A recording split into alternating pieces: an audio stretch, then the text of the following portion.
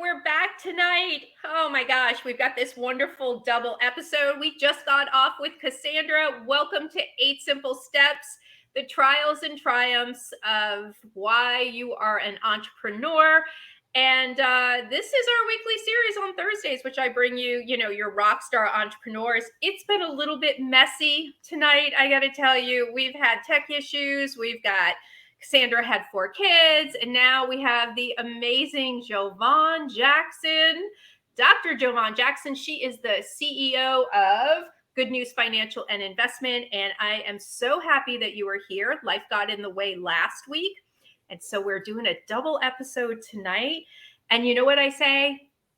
Life is messy, business is messier, and when you put the two together, you never know what you're going to get. And so I'm just glad that you are here tonight. And I would love for you to tell all of our entrepreneurs tuning in tonight, as a rock star entrepreneur, why are you an entrepreneur and working for yourself and not working in corporate? Share with us.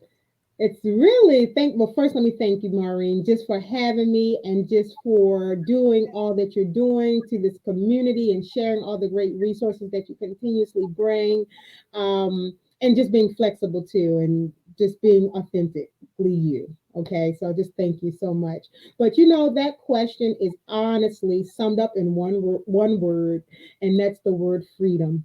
That's it. And interestingly, freedom is really my most highest value. Yeah.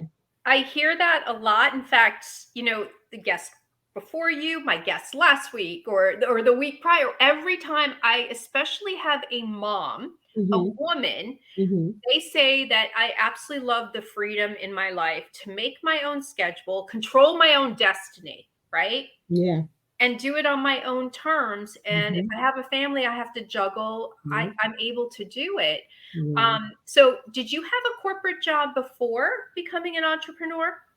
So yes, I did. And so prior to that, I started out as a veteran. I was in the army.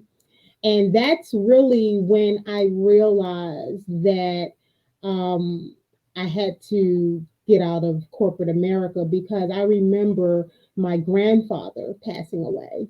And I had to ask permission to go to the funeral or request leave. And it was a possibility that they could deny the leave. And in those moments, I was like, you know what? I don't think I want to do this. Like, this is not good. It just didn't feel right. And that's when I really made the decision to become an entrepreneur. Had no plan, had no idea how I was going to do it, but that's when it started. So after my tenure in the Army, I did come out and work as a government contractor. Yeah, in corporate. All right. So I have to ask you, Mhm. seeing the side, both sides, the Yeah, corporate side and the military side, and now the right. entrepreneurial side, Hmm. right? Hmm. What was the hardest transition?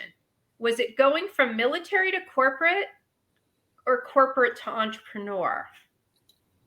I would have to say between the two, I think I would say, oh yeah, I would say corporate to entrepreneur. And I guess I don't know if I would really say it was harder. It was more riskier. It was more riskier, and it was because I at that time in my corporate tenure, I was just at like a 6 figure income. I had just hit like 6 figures, and so leaving, a lot of people told me I was crazy. My family, they were like, what are you doing, what are you thinking about? My friends, and that was the part. It was scary, and that, but I was so, but because I kind of built a bridge, and that's why I said it wasn't as hard, but it was more riskier. But I had kind of built a bridge, meaning I had started working part time on my dream, and I was still full time in my corporate job. Yeah, Yes. so I didn't just jump. And I always tell people that story. I didn't jump out of the plane without a parachute. Yes. Yeah, I did not. I didn't take that road. And I was married at the time, my first marriage. And we had just built a $500,000 home. Uh-oh.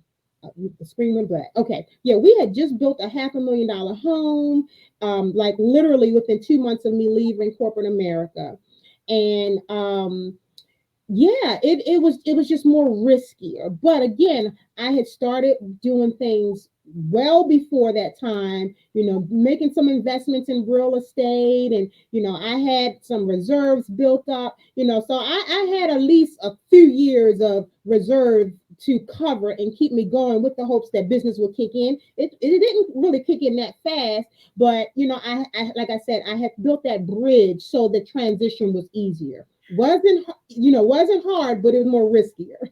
I love this advice, and I hear it a lot. And we Yeah. always say it's not a side hustle, because, and I have to come up with a new term for this. And I say it all the time, because people aren't doing just a side hustle to do a Hmm. side hustle. It's actually an exit plan. Mm. That's really what they're doing. The people I have on here who have become full-time entrepreneurs have played it the right way.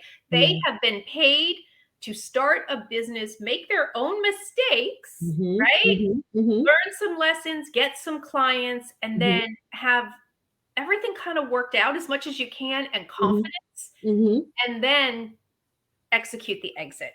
And That's it. so that is, I think, some of the best advice, that we do hear it over and over again, but we do still have people out there who may not be listening to it. Right. Also, we may have people out there who didn't have that opportunity. There's a Mhm. lot of people who've been displaced in the workforce. Yes. Unfortunately, I see ageism is just rampant out there, and Yeah. they have to reinvent themselves. So, Hmm. with somebody who is brand new, who didn't really get that opportunity, what would you say to them? Um, just starting as an entrepreneur, are there things that they should do to start out that will help them along the way? Okay, so here's the thing. Either you're going to pay with time, or you're going to pay with proximity. One of the two. So it's much better to pay with proximity, meaning find you a mentor, because a proximity means, I'm connecting with someone who has the skills, has the experience. They can shortcut that time that it will take for you to learn it on your own and go through the school of the hard knocks, right? And that's what I always tell people: find someone who can kind of hold you by the hand, walk you through this journey, invest in educating yourself, and educating on what it takes to run a business. For example, I always use the restaurant business as an example. If you want to become a restaurant owner, I would encourage you to start working with the dishwasher. Start in the dishwasher and work your way all the way up. So now you understand the front, the back, and everything in between the business, right? Invest in yourself so you can understand what it takes to be a business. A lot of times people just start these businesses just based off of pure skill and talent. But that's not enough. That will get you in the game. It won't keep you in the game. And a mentor will help you to not just start it, but to stay in it. Absolutely. No Mhm. truer words, but sometimes they do fall on deaf ears. Yeah. Fortunately, in my line of work, I see a lot of people who have spun their wheels for a very long time Yeah. before they actually say, I need a community. I need somebody to help guide me with this. So Mhm. please listen to your fellow entrepreneurs who have walked it, who have lived it, who have done it, and maybe not done it the right way, and have come Right. back and realized definitely that shortcuts, you can really cut out a lot of messy stuff Hmm. that could go on. So thank you for that advice, and I do appreciate that. Yeah. So I'd like to get an idea of who you focus in on. Who is your community you serve in your business? Yeah, for me, I serve pre-retirees and retirees. People who are in that phase, and they're on that horizon. They see that they're looking to cut their ties with corporate America really soon, but they are concerned with growing their money safely, especially as we consider the financial climate that we're in and we've been in. Right, they're concerned with that. They may even find themselves writing big checks to the IRS every year.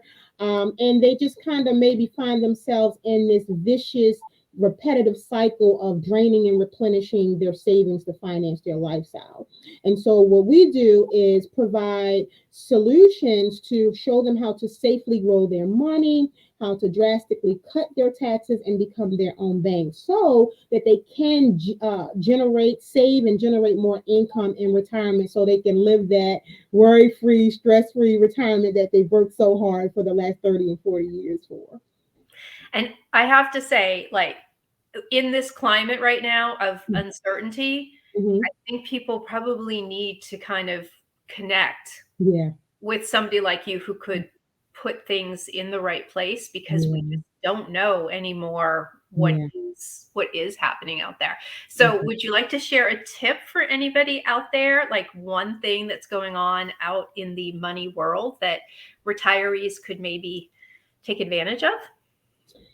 Oh yeah. One of the things, I guess I'll just preach from the same message we've been preaching from. One of the things that our industry has done a disservice for is getting people to retirement, but not getting them through retirement. Hmm. Okay. And so, what I mean by that is people, spend so much energy and focus on accumulation. Oh, I got to save as much as I can. I got to max out this plan and max out that plan. We're just doing all these things to save, but they don't realize I kind of equate it to like a mountain, right? Climbing a mountain. If you ever had the opportunity to climb a mountain, hopefully you have a guide first and foremost, right? But let's just say you don't, and you know how to get up there. But what happens once you get to the peak, the top of the mountain? Now it's time to come back down the mountain. The same strategy that you used to get up is totally different when it's time to come down. And that's where a lot of people drop the ball, is that they learn all the skills it takes to get to the top of the mountain, which is retirement for most people, but they have no idea how they're going to get down. And down is distribution. Down is basically, how am I going to turn this big pot of money into an income to sustain me over the next 20 or 30 years, because that's the average time people are living, 20, 30 years in retirement, just the same amount of time that they've been living in workforce, right? And so that's where the science and planning come in, to connect with someone like myself who specialize in distribution planning, income planning, showing you how to take all of these pots of money, how to optimize it in the best way, not only to protect it and continue to grow it, but to preserve it. And one of the major things that we just came out of that season of tax season, that's one of the major threats to retirees' income is taxes. And so that's what I would encourage the listeners to do, is to connect with someone who understands distribution planning and specifically tax planning, to show you how that you can keep a lot of that hard-earned money, because most people have their assets in these tax deferred and pre-tax accounts that, man, when I asked most people, in fact, let me ask you this question: do you think taxes will be higher or lower in the future? What would you say to that? Oh, absolutely higher, and I don't plan on any Social Security. So there you go, every. Yeah. And that's what most people feel the same way, Maureen. They feel the same way. And so if you think that now, with what has already happened, which we don't even know what's still to come, right? That's where people have to kind of wake up and say, let me figure out how to get as much as my money out of these pre-tax accounts and tax deferred accounts into tax favorite accounts and vehicles, so that again I can keep as much of this money that I've worked so hard for. Because if you don't do it, you're looking at potentially 40-50% of what you thought you had to spend is going to go right to IRS. So that's one of the major tips that, yeah, I would encourage people to definitely start, paying more attention to, because it's the middle class, the people who have, the assets in these accounts. Those are the ones who's going to pay for all of this stuff we just came out of, all of this pandemic and wars and, Ukraine, all of these things, that debt, inflation, all of these things that now the taxpayer, they're going to be looking to the middle class to pay all this debt back that we've accumulated just over the past several years. I absolutely. Yeah. So as an entrepreneur, the one reason you say you do it is because of the freedom that you Hmm. love it. But Hmm. I can imagine that you've had challenges out there as an entrepreneur. What's the greatest challenge you've had and how did you overcome it? Let's see. Well, I guess it depends on what season. Okay, what season? Uh, I'm 15 years in here, so I guess I would use more recent, the last 10 years. The challenge has been marketing, because you know as you know, we have kind of switched over into this whole digital era where things that the way we used to do business is totally different. It's not the same. The whole platform, everything is different, right? And so marketing has been challenging. And to be totally transparent, Maureen, I am still overcoming that challenge. But what I've learned to do now is, I've probably spent the last 10 years trying to figure out the whole, digital landscape and marketing. I'm a millennial. I'm the last, or I'm the first millennial, right? I'm on the cuff of the millennial. So I automatically have a mind, I think futuristic, right? I think, how can we work smarter, not harder? Let's make this more efficient. I'm automatically thinking that. So I've probably spent the last 10 years really trying to figure out this whole digital landscape, which, it's constantly changing, it's constantly evolving. So the moment you think you figured out one part, yeah. it's completely changed on you again, right? Yeah. And so, I mean, I update my slide decks for my workshops and my speaking events. Literally, I did one in January and I had to update it again in March on yeah, social media because it changes so it rapidly. Um, changes. so, what type of marketing platforms do you find that are working best for you, either digital or traditional? I've, Um, I've had more success on Facebook.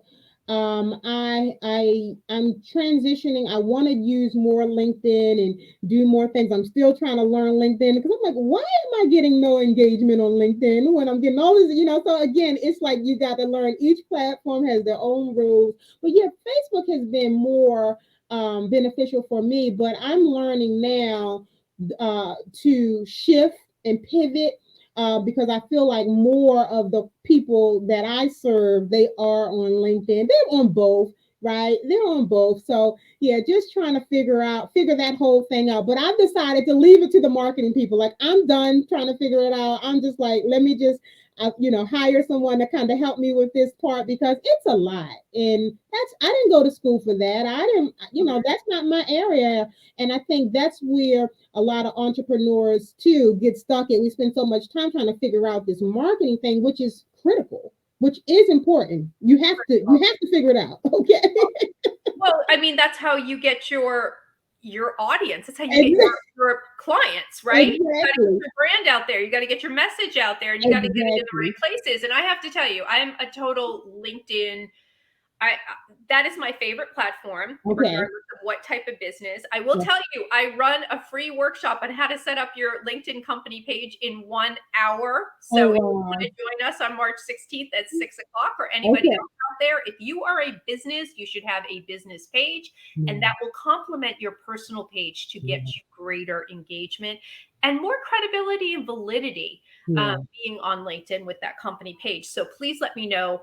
I would love to see you there because LinkedIn for your business, Mhm. absolutely key. Yeah. Because think about it, there are a lot of the boomers on there that are Yeah. leaving their jobs, but there are also young people who want to make sure they're set up. I have Gen Exactly. Zers, and they're already doing financial apps, 401ks. They're doing crypto and all that stuff. Like, they're all into Mm-hmm. the finance stuff. So Mm-hmm. your Hmm.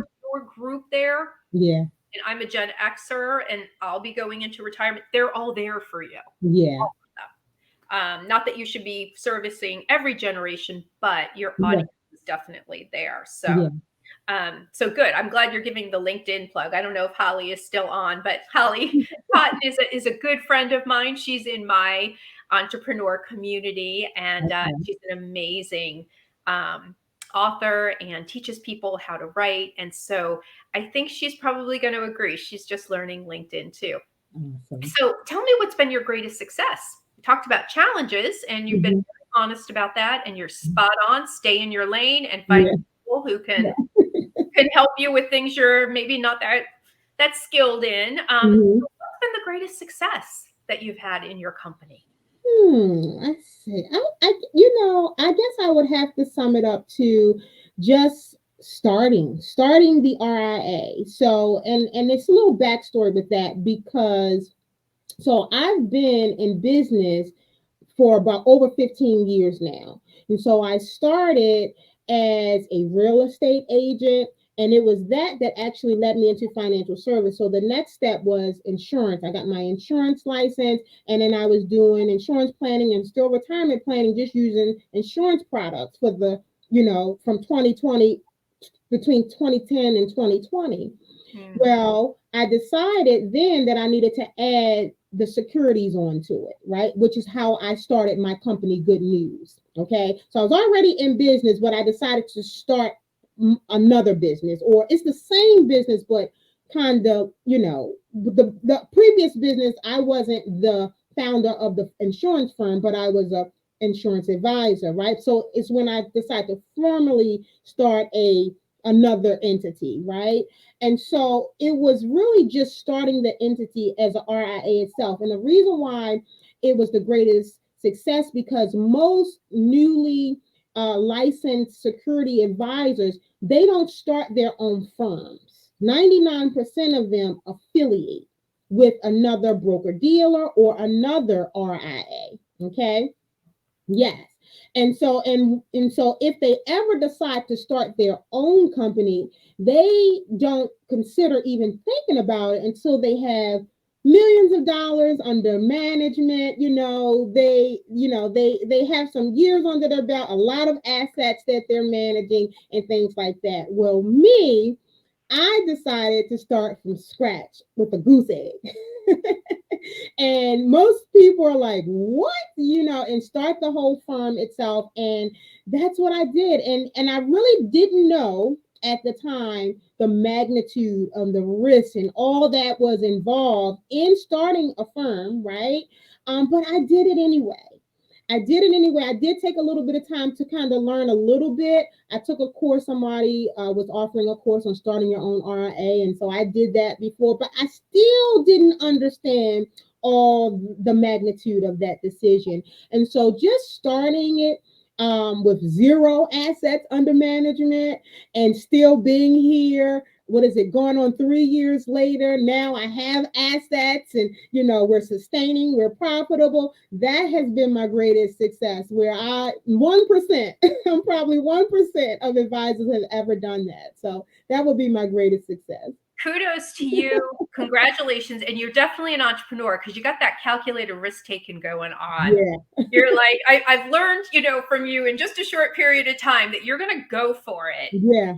You are. And, kudos to you because again, you've got the mindset, you're thinking it through and you're Mm-hmm. taking the risk and you're making Yeah. it work. So congratulations. I Oh, love it. thank you. I Absolutely appreciate love that. it. And Maureen, I'm still blown away, right, by all of that. The risk that I've taken and leaving, being a four-time published author and leaving corporate 15 years ago, right, with a six-figure income to do what I'm doing now, to now being one of the very few Black female owned advisory firm owners, right, where we're managing millions of dollars. But Maureen, it hasn't always been like this, okay? And what a lot of people don't know was that there was a time in my life where I felt like I had the rug pulled from underneath of me. Yeah. I mean, I found my own self broke, busted, alone, Yeah. frustrated, right? All of that, and pregnant on top of that, after that 2008 real estate bust. I Yeah. lost almost everything in that bust. And I was one of those people where foreclosures became a reality for me, repossessions, bankruptcy, divorce, all of that. was a reality to me. And, how in the world did I get here? You know, I was working 10, 12-hour days, trying to be financially responsible with my money, paying tithes and offerings at church, right? Trying to be a good steward. At least that's what I thought. But yet I was I was embarrassed. I was sitting there with a bank account that I was ashamed of and a marriage that had dissolved. What happened, right? You know what though? This story right now gives you what I call a competitive differentiator. Okay? Mm, Because sharing your story as hard as it is, and most people wouldn't even go there going, how are they going to trust me with with their mhm, money if my goodness, she lost all mhm, hers? What the heck? right. I'm not going Mhm. there. But just the sheer fact Yeah. that you know what it's like, Mhm. how to get out of it, Mhm. how to make good decisions afterwards, That's it. I think puts you way up here compared to other people who Mhm. hadn't experienced that. So as painful as it was, the law of the universe takes you to where you're Mhm. supposed to be and to Mhm. serve the people. Mhm. You want to make sure that doesn't happen to them. It That's makes it. you a lot more, I think, wiser, more authentic, more Mhm. relatable. And Mhm. at the end of the day, you have insight because of experience, not from a textbook. Not from a textbook. I'm not into textbooks. That's it. I'm That's sorry. I it, know everyone's Mary. got lots of great degrees. I mean, I'm an instructor for Wharton. I could go on and on about academia, but I Mhm. don't have any fancy degrees, and I'm okay with that. Mhm. But what I have and what you have is real world experience That's that the it. everyday person goes through. That's it. Absolutely applaud you for sharing that because Yeah. I know that's not easy. Yeah. Yeah. And I hope you that backstory um, is on your website, on the About Us. I hope that backstory it's going to get on your LinkedIn company page because I'm going to make it on there. Oh, Uh, but I really love what you said, mhm. and you know Yeah. what? That's a high note. Yeah. What you just talked about was a high note. Yeah. So I want people to know how to get a hold of you because I Okay. think that they do need to connect with you because you get it. Oh, Get thank it. you so much. Thank you So so much. I how do they appreciate. reach you? So, of course, I'm here on LinkedIn. And then you can also visit my website, almostreadytoretire.com. I would love to give those who are interested some free resources away. I don't know how to maybe drop some links later on in the post, but where they can have some access to my book. I've written a book called You Be the Bank, Financial Self to Wealth. And then, of course, I love to also share holistic retirement. Those will be some great resources. And then, of course, I'm on Facebook at Dr. Jovan Jackson and Instagram too. So, yeah, we'll drop some links so that people can connect with me. But yeah, feel free. I love to connect, I love to share. We're very big on education. So, we do a lot of workshops. We have a workshop coming up next Tuesday, understanding your federally employee benefits for those who may be federal employees. And for those who are entrepreneurs, I know a great bit of your community are entrepreneurs as well. I love to connect with you and even offer 15-minute chats, because one of the things that you said at the very beginning, that was my tip to your audience, is to tell them. I switched it. I just went with what was on the top of my head, but my plan tip was to tell your audience to make sure that they have an exit strategy. And it is funny, you said it before I even said it. So I had it for a different thing for yeah, career exit strategy. You have it to get out of the career yes, and yes, do something different. And I think that you touched on something. Entrepreneurs, especially being a small business owner without that corporate sometimes parachute that they can offer, you have to plan very differently. that's it. Very, very Over different. 60% of entrepreneurs, they don't have anything planned. Right, right. And I so think that's it's why, so important. yes, and that's why I would share for those who are listening today, who are interested, we can have a 15-minute chat to see if we are a good fit to work together, just kind of see what you're doing and give you some tips. If we're not, I can give you some other resources, but just putting an exit strategy in place, because at some point that 70-year-old, that 60, that 70-year-old, that 80-year-old person is not going to continue to be able to run the business. And so you want to have something in place to transition it, whether you're going to sell it, pass it to your family, or whatever. There has to be a strategy in place to do that, so that you can continue to sustain your life. So you're not that person who's, 70 and 80 still working at Walmart because you didn't plan. Absolutely. Yeah. Well, I've loved our conversation. You just dropped some amazing words of wisdom. And for all of you who have been tuning in, please, please get a hold of Dr. Jovan Jackson. I love the name. Thank And so you. for tuning in tonight, you got a double episode, and I have loved both my guests tonight. Both have brought it on, and truly rock stars. For those of you who are watching the replay or tuning in for the first time, I'm Maureen Edwards, the founder of 8 Simple Steps, and this is Why Are You an Entrepreneur?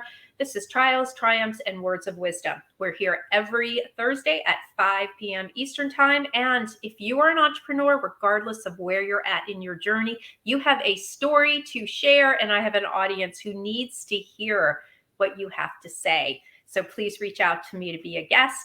And if you need somebody to walk that journey with you to help you eliminate the overwhelm, the stress, and the common mistakes that can derail you, don't do it alone. It doesn't work out very well. I'll attest to that, but that's a story for another time. Anyway, everybody have a wonderful night, and we will be back next week with another rock star. Hope you enjoyed this show. Thank you, Maureen.